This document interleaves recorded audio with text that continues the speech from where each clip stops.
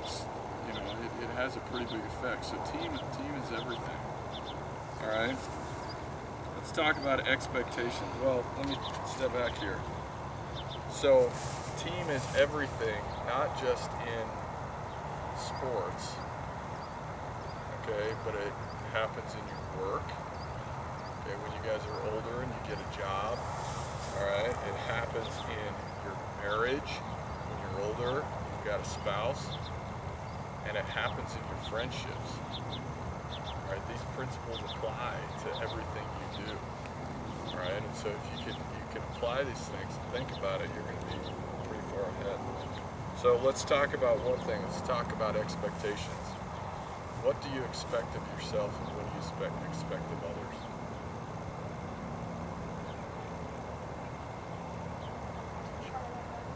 Okay, to try their hardest. That's a good answer.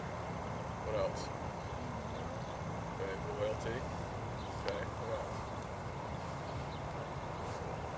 How about this? Do you expect perfection of yourself and your teammates? Okay, the reason I bring this up is because if you expect perfection, you're going to be disappointed 100% of the time. Okay, what you should expect is what? Yeah, 100%, 110%, maximal effort all the time, right? All right? That expectation of perfection can get you down the wrong road. And those teams that I've seen fall apart usually it kind of starts with that. They expect perfection of themselves, and when they fail, which is going to happen, it kind of screws things up.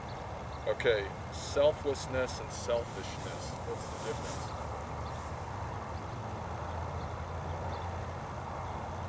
Selflessness and selfishness.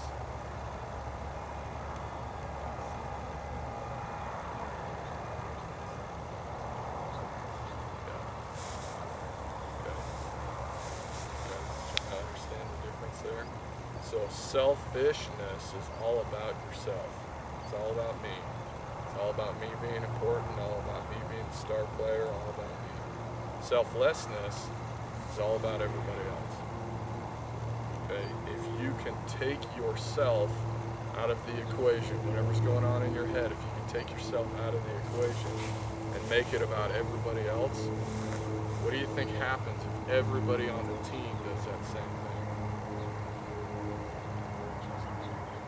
All of a sudden it becomes about the team.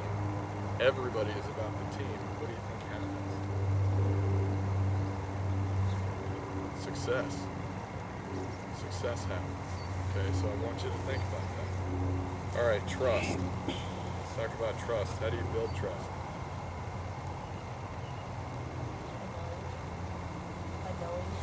Okay, knowing each other, that's one way. How else?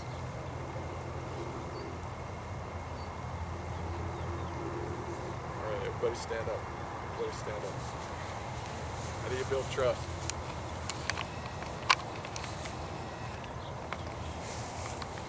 Okay.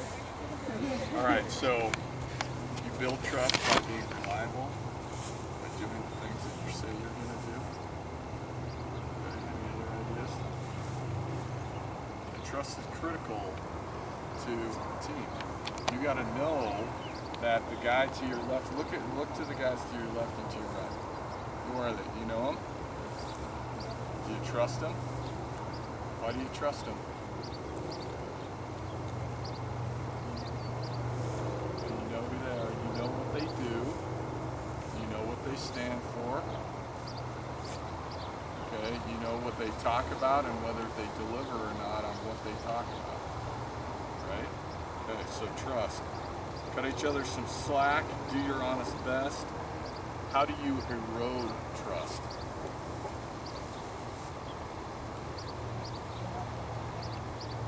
Not being reliable, quitting, right?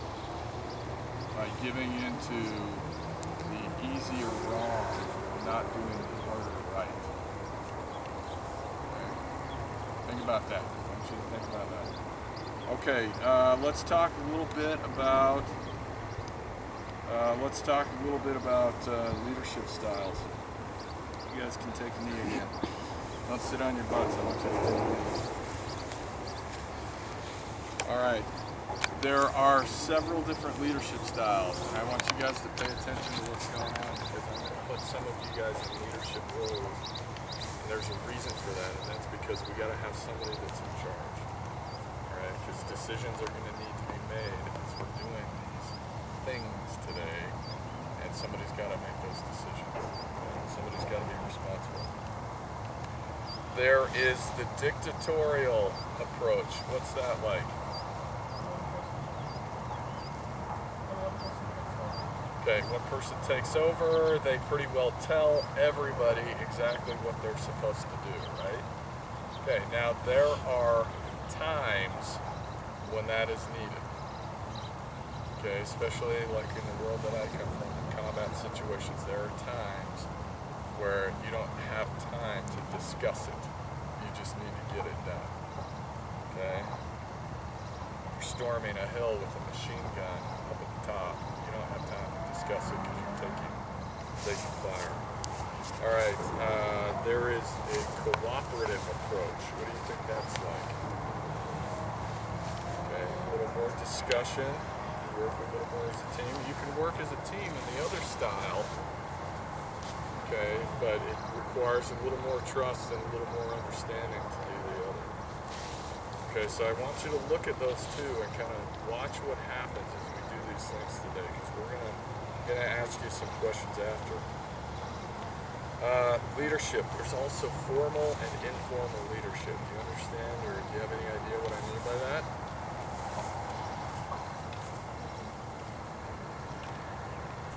Well, how about this? Formal is, okay, that guy has been designated as the guy in charge. Okay, informal is, okay, that guy may be in charge, but this guy plays a big role in people listening to what he does. Okay, so I want you to pay attention to the two and how they interact, all right?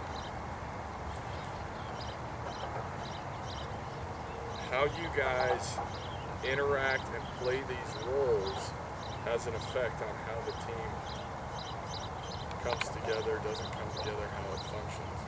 Okay, so we'll talk about that at the end, but I want you to think about that. Okay.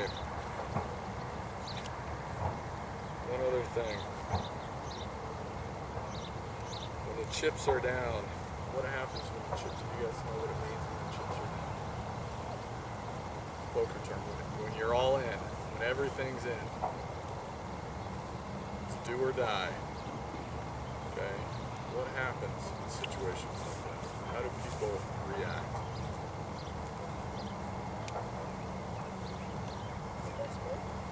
Okay? What happens when people are desperate? Okay? Their true colors come out. So if when the chips are down, you guys are a real team, then what do you think happens? You come together. If you're not a team, then what happens? You fall apart. Okay, so I suspect that we're going to put you through some stuff that's going to get you guys tired, frustrated. The chips are going to be down. We'll see how you guys react. Think about that. Okay. Let me tell you a quick story. Story about team and how different roles play into things, and just kind of team dynamics. So I'm in Thailand. We're doing some airborne operations. We're doing some Halo operations, and we had dropped a bunch of guys on the drop zone, and the bird was circling around to get some additional altitude before we dropped some additional guys out. And we had a group of guys. It was at night. We were jumping combat equipment. We were jumping on a parade field that was probably about as big as this right here, without the soccer posts and that there. So we get the first group on the ground, and I'm part of the first group, when we jump down there. Everything's fine. The second group goes up. One of the things that happens when you're jumping at high altitude is you get hypoxia. Have you guys ever stood up real quick or held your breath and like your eyes, they kind of flash a little bit and it's kind of hard to see? That's hypoxia. Okay, well what happens when you get up at the high altitude is you get hypoxia and you can't just stand up or breathe to make it go away. There's a lack of oxygen and you're having issues. So you got to watch out for that. Anyway, one of our guys was having hypoxia. He seemed to come out of it. He seemed to be okay. Those guys jumped out of the plane and you fly flat and stable for a period of time. It's in the middle of the night. You're looking for your markers on the ground, which are usually lights or beacons or something.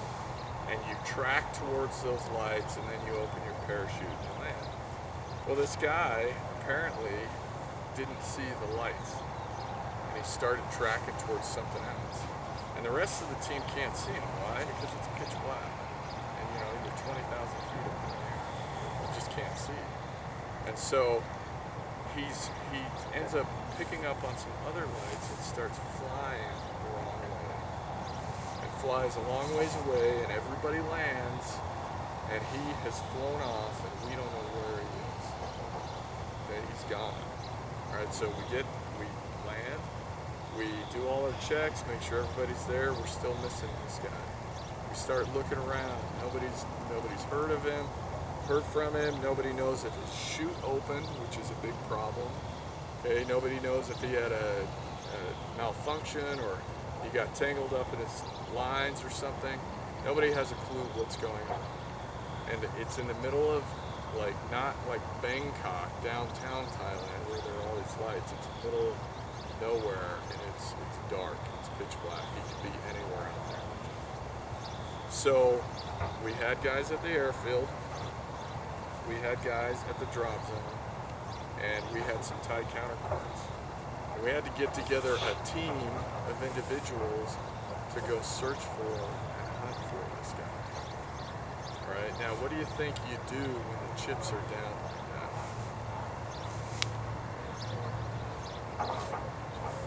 Yeah, you got to come together as a team. And in fact, we had guys at 2 different locations, and we had to coordinate and work together. All right, and you had guys making decisions at one location and guys making decisions at the other location. All right, and you still got to work together. Well, the catch is that eventually we did find him. It took us about 3 hours to find him. He had gone to, there was a location that was similar, that was about 4 miles down the road that he had gone to. All right, and we were able to, with our Thai counterparts, we were able to break up and send a couple military guys with the Thai guys, break up and go search around and go ask questions.